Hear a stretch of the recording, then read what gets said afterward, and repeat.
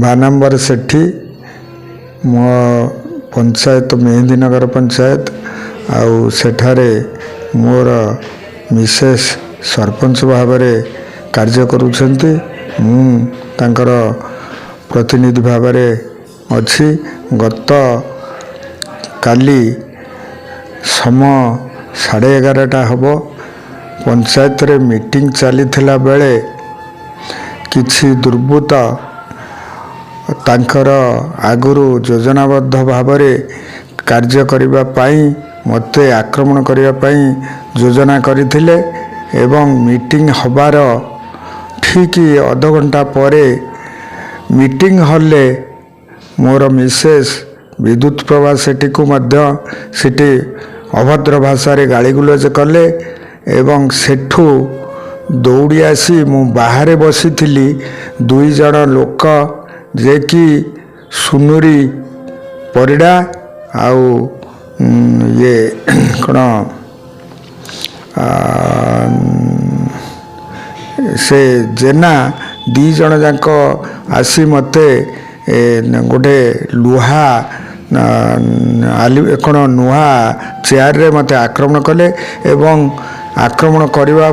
पूर्वर से तांकर योजना करथिले से विषय मोर धारणा नहीं। मु बाहर बसी थिली मीटिंग चली थला भितर से मीटिंग रे मो मिसेस को दुर्व्यवहार करी बाहर को चली आसी सला धोबा ये कौन आड़ा देखे बसीचु कही गोटे स्टील चेयर रे मो मुह को 2 थर पिटी देला परे मु तले पड़गली आउ तापरे कौन हैला मु आउ से विषय किछि मु संज्ञान भाव में आधा घंटा परे मोर संज्ञा फेरिला सेत बेलू फेरिला बेलू मु पाटकुरा थाना रे अच्छी बिली जानी पाइली एवं सेठी पुलिस प्रशासन को मोर लिखित अभियोग जनइली एवं पुलिस प्रशासन आईआईसी निजे